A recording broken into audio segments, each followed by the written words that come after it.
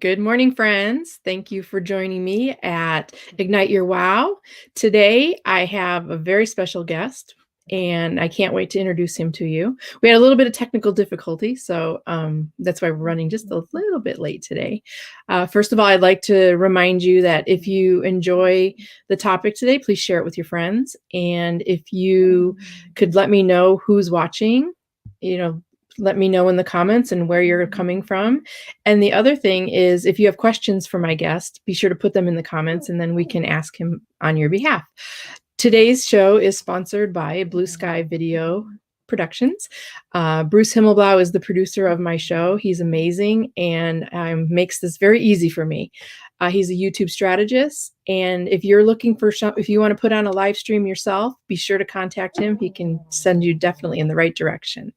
The other sponsor is Cards That Wow, and that's my business. And I create handmade, personalized custom note cards where you can send them to your clients.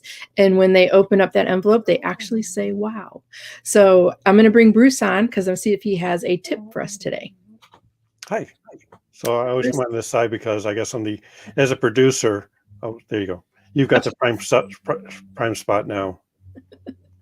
So today I got this email and it was interesting. It's from a blog by a guy named Shelly Palmer, and Shelly spelled Shelly Palmer, Palmer. And what was really interesting was he wrote about how to do a fake Zoom fail. So if you're in the middle of a Zoom meeting that you really need to get out of, there's an app that you can download that will actually either have like a screaming child, barking dogs, bad audio. It's called called Zoom Escaper. Oh my God, that's awesome! And you can also, although if you don't want to do that much, you can actually download some sort of sound effects on your phone as a barking dog, crying child, crying husband. Husband asking, I need help back here. You can play that. We can use that in everyday life. We don't just need it for Zoom. There you go. You just gave us a life tip. There you go. So, and then the other option I had was I actually did I was on StreamYard one time and I just recorded myself looking at the screen. And then what you do is you upload that to Zoom as a video loop, and then you get out of the way. And then you're just there, they're looking like nodding and blinking and it's like and then you just run it as a loop and you don't have to attend at all. I know you've done that in some of our meetings. So the interesting part is when you have a hand coming from the side and it's like, okay, where is that hand coming from? Nice. Well, thank you, Bruce. Okay, and great. And one great thing about Ori is, I know you're going to talk about college and helping people get started in college. There's also a euphemism for prison, which is also college, because I had this one uncle who got out of college on good behavior. And I know Ori can probably identify with that. Maybe. So have a great show. Ori is a fascinating person, and I look forward to learning more about him.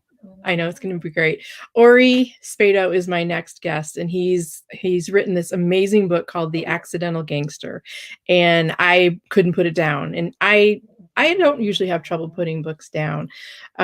He's served in the U.S. military.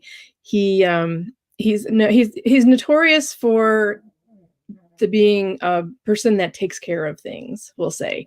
But I love the direction that he's gone. And we're going to talk about his life, where he's gone and where he is now. So I'd like to introduce with pleasure, Ori Spado.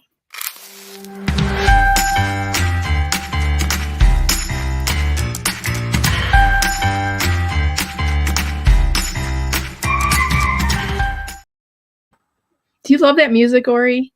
Yes, very good. It's snappy, isn't it? Yeah. You look very handsome today. Thank you for joining me. I'm so honored that you spent some time with me. Can you hear me? Yeah. Okay. So I know I can't get centered here. There you go. Oh, there we go. Okay. There you go. Oh, now my book ain't showing. Got to show my book. Well, I can show your book. Here it is. Okay, there you go. All right, and this was a cannot put down book. Okay. It was entertaining, and I learned a lot. I'll tell you that right now. Let's talk about your youth, your bringing up. Let's start from the beginning and let people know, so we get to know the whole Ori. Well, I was born in Rome, New York, which is in the center of New York State.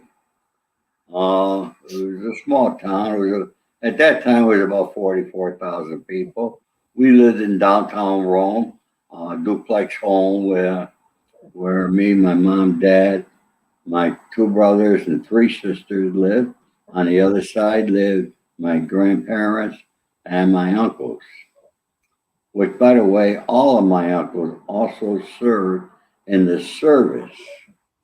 And a thing I remember as a really young kid, that on my grandfather's front porch, he had 4 flags. Everybody had a flag if they had a member of the military in the war.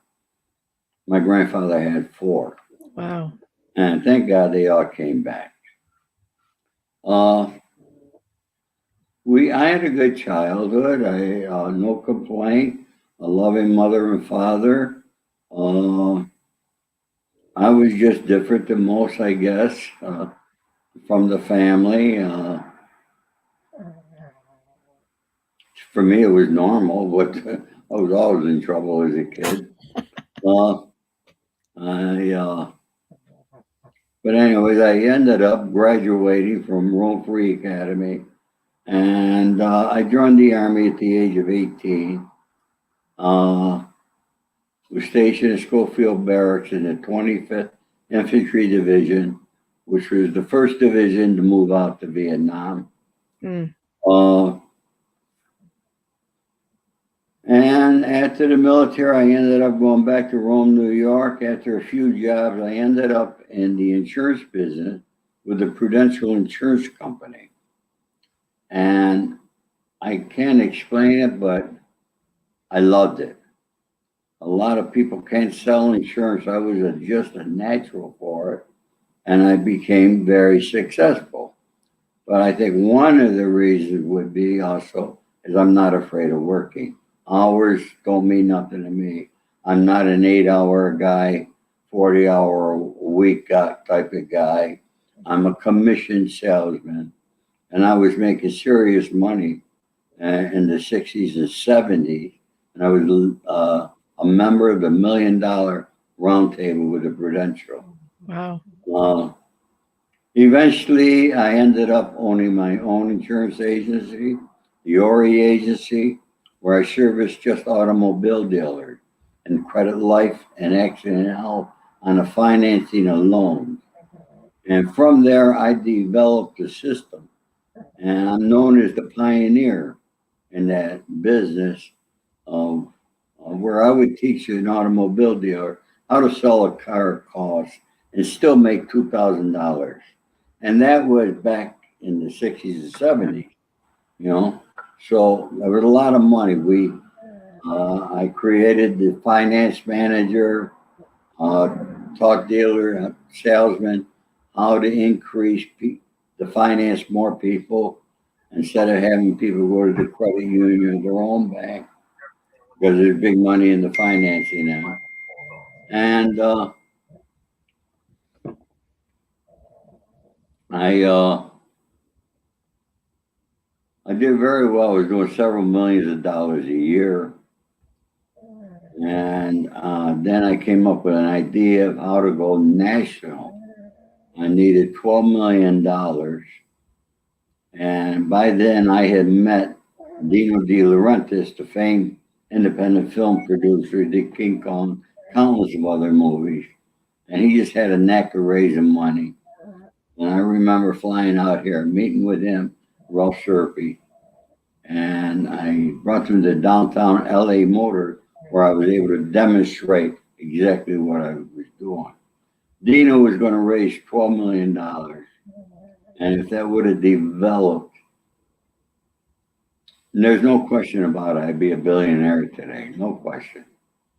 But one guy, I had a private deal with the insurance company where I was allowed to use the float of the premium to build my business. I was the insurance company. The insurance company was out of Battle Creek, Michigan. I was their golden boy. But, it takes money to build a business. And back in those days, insurance companies did allow somebody like myself who was good at selling, creating, to use the float of the premium to build a business. And one guy that I took from Syracuse, New York, he got jealous of it, and he found out through my accountant that they were all out drunk one night while I was flying around the country, and he tried to take over my agency. Oh boy. With the threat of blowing the insurance company in the state of New York.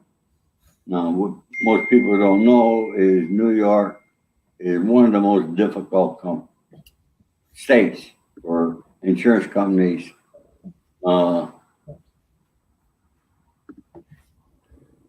just for to get licensed.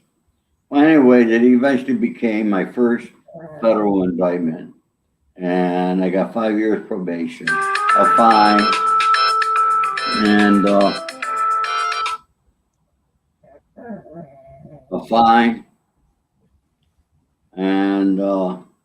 lost my insurance license. So I lost something that I loved to be able to sell. Well, from there, because I met a lot of people in my life, I had to make a living. I was a hustler. And, there's not much difference whether you're involved in organized crime or legitimate business, because you got to hustle every day, no matter what you're doing. I was always a hustler, and I was good, and I was able to create things that were not legal to make a living. And so through the years, I ended up, besides me, Frank Costello, Carlo Marcello, Russell Buffalino, who Joe Pesci played in The Irishman, countless of other people.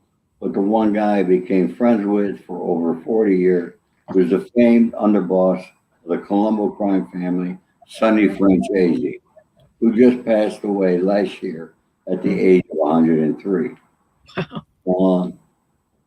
Getting to know Dino De Laurentiis, I was out here in California. They had a problem with an actor and a director on the set. The actor thought he knew more than a director, which happens a lot of times. You get some of these actors get a little cocky because of who they are and so forth. And, that puts the movie behind budget, costs more money. And I had to go on a set and sit down with the actor and the director, and I took care of the problem nice, quickly. It went away, and from there, it just spiraled. When agents, lawyers, or anybody needed a problem, I was the guy they called. So you were the problem solver. I was the problem solver, otherwise known as the Hollywood Fixture. Yeah. And a lot of people refer to me as the real Ray Donovan. Nice. So when you started fixing things for people, one thing led to another. So I know that you ended up serving some time. yes, I got indicted in 2008 on a federal racketeering indictment out of Brooklyn, New York. I was the only one in California, in Beverly Hills. I got arrested in my home here. I was making a lot of moves. I was the guy out here in California, Los Angeles. I was doing a lot of things. 1997, an agent said to me, when they tried to get me to become an informant, and I refused. And he said, I'm going to see the day that you are chained, shackled, put on Con Air, and brought to Brooklyn. I remember, 1997. And in 2008, he made it a reality. 11 years. And for any young person out there who's thinking about crime, man, woman, whatever you are, I assure you, you will get caught. It don't make a difference who you are, what you're doing. The FBI's got more personnel, more money, more time, and they got the equipment. They don't have to leave their office to know what the hell you're doing today. So I strongly urge you, get a college education or a trade, find something you love, and be a good citizen of this country. That's a great message, Ori. Thank you. So what made you want to write the book? What really happened was when I got out of prison, a lot of people in Hollywood came to me, and reality shows were very big. They wanted me to do a reality show. I wasn't too sure about it. I didn't know much about it. And because I did a favor for a particular organization, a law firm, I'm the only private citizen they represent. Everybody else is actors, producers, directors, and the biggest in the industry. I became very close with one of the individuals of the law firm, and we were having dinner at the Four Seasons Hotel. I told him about this. I said, none of these people. I said, there's so many bullshitters in Hollywood, you can't even count them. And he looked at me and he said, I know your story. Write a book and we'll get the movie made. I said, Joe, I never wrote a book, but I've always been an avid reader. I read right now to this day. I still read every night when I go to bed now. But I loved reading. I did as a child. In prison, I read over 300 books. And I honestly did think when I walked the yard up in Lampo that if I ever wrote a book, I would call it The Accidental Gangster. Because you're walking around, you got nothing but time when you're in prison, and you're thinking. And I think constantly. And so I couldn't find a co-writer, and I just sat down. I said, it's got to be a beginning, a middle, and an end. And I just started writing. But the one thing that I wanted to do, because of the fact I was never a confidential informant. And today, most of the people you see out there with books are confidential informants. What people don't realize that those people are trained liars. They lie when they testify against you. They lie, they entrap you. They're liars. And in their books, every word of it is a lie. Every word in my book is the truth. And I always tell the truth. And the reason I tell the truth, I never had to worry or think about what did I say to somebody. Mm-hmm. You don't have to backtrack and none of that crap. So that's how it began, and I wrote it with the idea if I could help one young person stay out of the life of crime, then the book would have been well worth it. And I'm happy to say I've helped several. So the book was more than worth it, and things are going good, and there are discussions about a TV series going on right now. Oh, that's amazing. So, I can't wait. I'm sure you'll tell me second, right? Well, old saying in Hollywood, it's not done until the money's in the bank, Right. But I'm with the right people, great director, writer, A-list guy.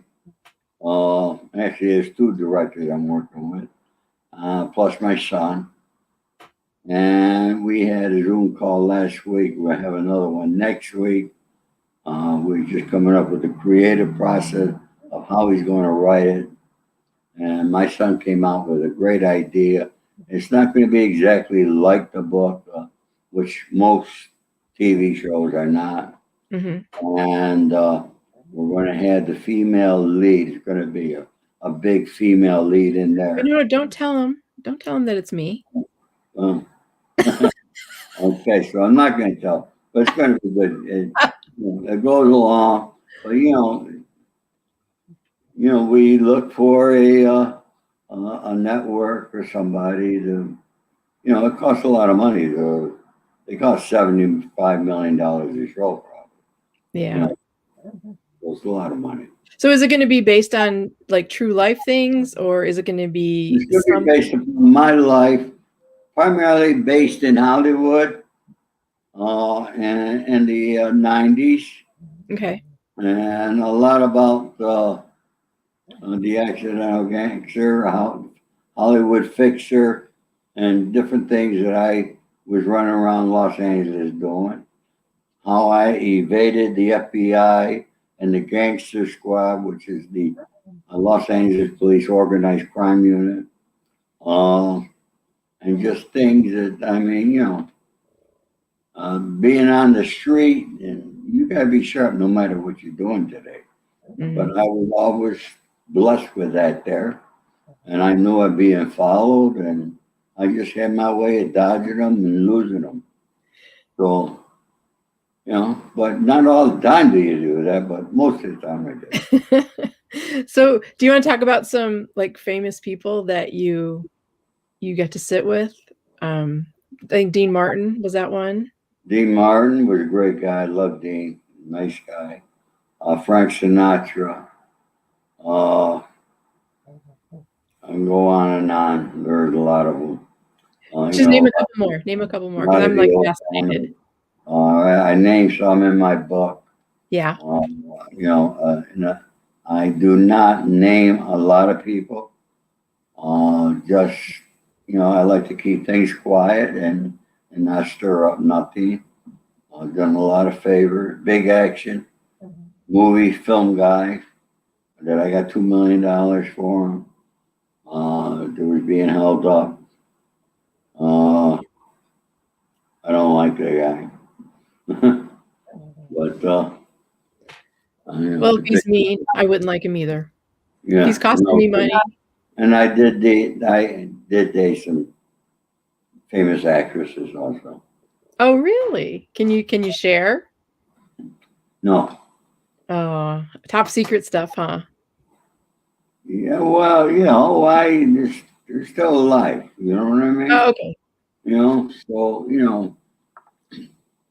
we have a saying, before in the life and in organized crime, we always had a saying: what happens in the shadows stays in the shadows. And people always ask me, when is the downfall of organized crime? My answer is the movie The Godfather. That was a downfall. And why was that the downfall? Because it glamorized the life. That it made it so that the young guys thought it was all glamour and glory and wanted to get in. But one thing that these guys lacked, the moment the cuffs went on their wrist, okay, what do you want? And they start talking. And that is the downfall of it. And, I have chats with different people throughout the country, and they all agree with me. And, these podcasts and things, particularly in true crime, will actually began with somebody who's been doing it about 30 years. I won't mention his name, but he was an informant. And you got a lot of informants that are doing podcasts. And a lot of them have asked me to be on their show. And I will not. I have not been on none of their shows yet. Will I sell more books from it? I don't know.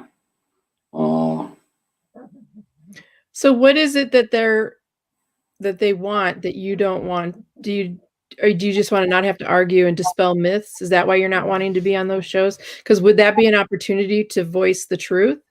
Well, you know what? Sonny Franchise told me many, many years ago, if you see somebody calling somebody a rat, they're the rat. Mm-hmm. And that's true. And what these rats want to do, because they know that I have information on other people that were rats, that they're jealous of because he's been very successful at doing what he's doing. Mm-hmm. And they're very jealous of it and want to bring him down. They're not going to bring him down. They're just bringing more truth to the table with different people. But I got the real truth. And, you know, I'm not at the point in my life that I'm looking to hurt people or bury people. I mean, I would if somebody come and wanted to screw with my children or my grandchildren, then I got to do it. Okay, I got to do what I got to do. But otherwise, I'm not doing nothing. And, you know, I'm not out to hurt people or destroy anybody. If I could help somebody, I will. But, you know, they want me purposely for the knowledge that I have of things that I never disclose. So I noticed that you're on my show, you're on, I've watched a ton of videos. And is there anything that you wish people would ask you to talk about? You know, because I know they all talk about your prison life, your, the connections, the Hollywood glamour. Is there anything else that you would like to talk about that you don't normally get an opportunity to? Because here is your forum. Well, you know, the one thing a lot of people who have read my book and have recognized, and my next book is going to be about a business book. Oh, good. All right. A business book of how a gangster operates and how you operate in legitimate life. Is there really a difference? No, because if you want to be successful, you got to hustle, hustle, hustle. Now, you know, as a salesman, I had to wake up every day and I didn't know who the hell I was going to sell an insurance policy to, but I found somebody. How? By knocking on doors. As a gangster, got to hustle. How am I going to make money today? Every day you got to think. You got to think and be creative. Another scam, whatever you're going to do. And, you know, and then you got to do it when you're being followed and being watched. So you got to be good. You got to be smart. And this is why I urge the young people again not to get into it. And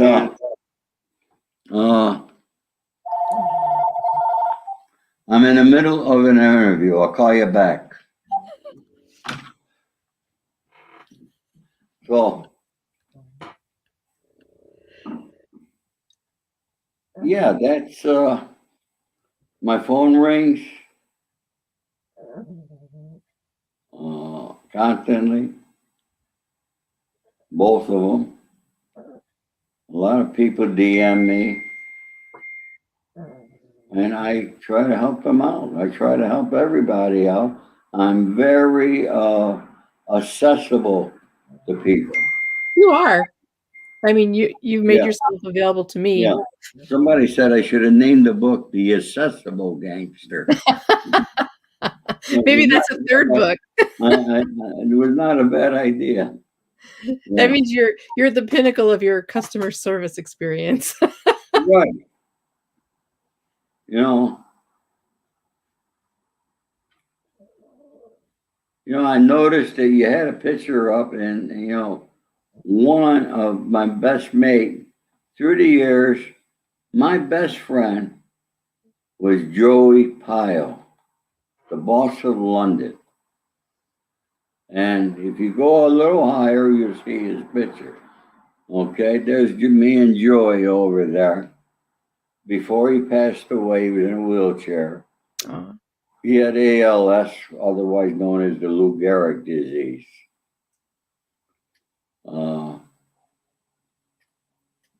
I think about him all the time. From London, he used to call me up 4 or 5 times a day. He'd be in a pub and he'd put everybody in that pub on the phone with me. When I got to London, everybody already knew me. Oh, that's great. So I'm very well known in London. Yeah. Let's see. We've got some people from the UK here. Steve Kelly Pro. Oh yeah. Ian's from Scotland. Yeah. So yeah, you're going international right now. Yeah. Oh, I got people from Scotland. I got a lot of friends over there. Nice people. I like to get there someday. They invited me. Well, then you Canada, I'm going to be talking to somebody, I think this morning, who's a promoter and he's talking about 70 different locations, how much will I charge and so forth. And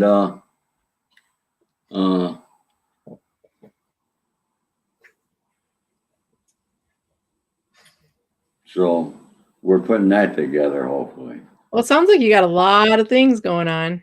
There's a lot of things that are happening, despite the COVID, because of Zoom and, things like this, I've been able to do a lot of interviews. I'm looking to get on more TV talk shows.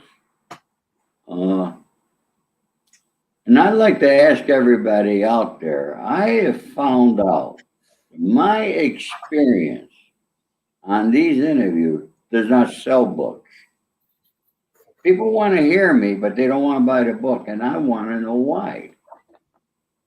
I asked that on the show yesterday. One guy wrote back, I don't know how to read. Yeah. Is there an audiobook? Huh? There is an audiobook. I didn't think quick enough. I should have said, buy the audiobook, So. Well, I bought your book after meeting you in a clubhouse room. Yeah, you met Dr. Jordan. Clubhouse has been very successful for me. And I think it's because we get to interact. I'm very big on communications. And people do not communicate today. And that's why I think Clubhouse is going to be such a big success. Mm-hmm. Because you're actually talking with people. And it's, Facebook and Instagram. Yeah, everybody goes through. You can post whatever you want. They're going to like it if they're following you. Mm-hmm. But they don't know what the hell you got there. You got a video, they don't listen to it. Very few do. How about you? You have a huge YouTube presence. Have you gotten any success there? I can't count the millions of views that I've had totally on YouTube. No, I have not had much success. I remember Dennis Griffin, Frank Collado was on David Betta, which is a big show. And they were so excited. They had 1.5 million views. And they thought of all the books they were going to sell. They sold 12. I think it's just person being at the right place at the right time, because that's how it was with me. Even yourself and the other people who were on that show night, okay? When they want to buy the show, boom, they hit that button. Mm-hmm. When people got to think about something, they ain't buying. It was the same way when I was knocking on doors and I make a presentation and people say they want to think about it, then I didn't do my job. They're not buying if they got to think about it. Right. And a lot of my guests on this show have written books, and I like to help promote those any way I can. And I'll tell you what, the interviews and the information that they've given to my audience is priceless. So, just being able to sit here and chat with you about your life and hopefully help you sell a book. Maybe let's go for 2 books today. But I just love the stories behind the book. You know what? In all honesty, some people have been having some financial difficulty time. And, and some people who have told me that when they get the money, we'll buy it, have bought it. Mm-hmm. It's been tough, this pandemic for the past year, for a lot of people. Mm-hmm. And I can relate to that. I know what it is to, not have any money and be in that position is a terrible position to be in. Mm-hmm. No, it is. And you know what I loved about when I talked to you is you signed the book for me. Yeah. And I love that. My friend Alan has this 30-something bookcases full of books, and a lot of his are signed by the authors. And I've just kind of gotten into asking for autographs. So I was wondering if you would make and I didn't tell you about this, and I apologize for springing this on you, but if they were to order a book, would you autograph it for them? Anybody that orders a book from this interview, if you mention Kellen Ann on it, when you go to my website, you do not have to pay the extra money for the autograph. I will autograph it free for you. That's great. How's that there? I love it. Just say, I forgot how much. How much do I charge for an autograph? I don't know. You didn't charge me. So when you go to my website, just purchase the book. If you purchase from my website, they get shipped out directly from here, and I autograph them. I remember I ordered it on the Clubhouse room. Oh, thank you, Steve. He said so. Steve is writing a book. We're all in a master class about for writing a book. And Ian, he just launched his book. And Steve, he said he'd sign mine. So all these people. Actually, Ian's going to be on my show in a couple of weeks. So good. I feel like I'm a book promoter show now because I have all these friends that are writing books, and I just want to help them get the word out. Well, I like to talk to all authors, okay? For some reason, I don't know why, but everybody does podcasts, are calling me, asking me for other people to interview. And I help them all out. I've given everybody, including Vlad. And Vlad was the biggest show I ever done. All right, but that group of people does not buy. Some people listen to podcasts, others read. Who's the biggest readers of my book? The female. Women buy my book more than men. I'm living proof of that. Authors, I want to tell you something.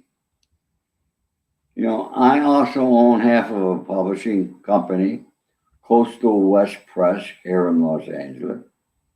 I became partners with a publisher out of Canada. They've been in business for years.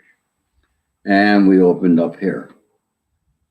And if you think anybody you go to publish with is going to help you sell a book, you got another guest coming. It's not going to happen. I'd like to tell anybody who wants to write a book, and I guarantee you should write it. Everybody has a great story. But you got to, learn from me, because I got burned with my first publisher. My first publisher was not a publisher. My first publisher was what do you call them now?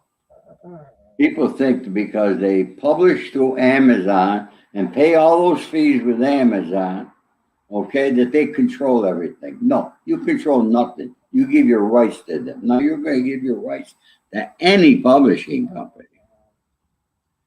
But with us, we don't charge you. If you have a manuscript and we accept your manuscript, we do not charge you 1 penny to publish that book. We go through the expenses of graphic designer, editors, and the printing costs, and getting the book distributed. Now, the average author will only make in their lifetime $500.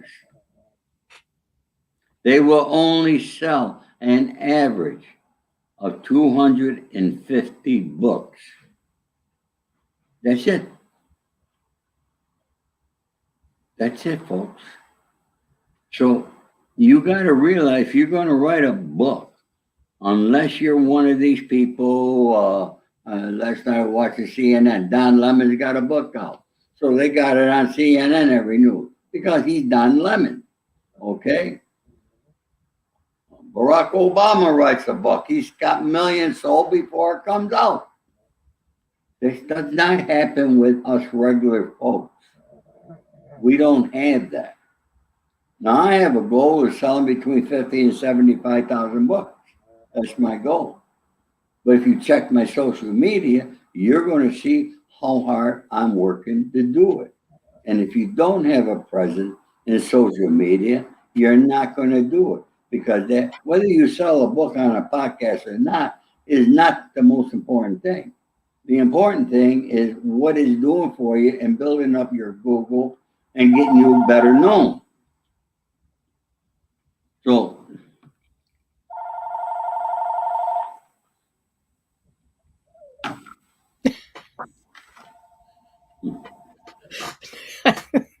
That's funny. that's a scam call. Okay. So, can my audience who are writing books contact you? Yes, please do. How would you? All Oh right. yeah, Bruce brought up a good point. I'm using my book as a business card, and that's what Bruce just said. It's a book can be your calling card to get paid speaking gigs. You're right, and that's where you're going to make your money, Bruce. You're absolutely correct. You know, speaking has been off. Hopefully, it's going to open up. We also have a company that we put our authors out for speaking engagements.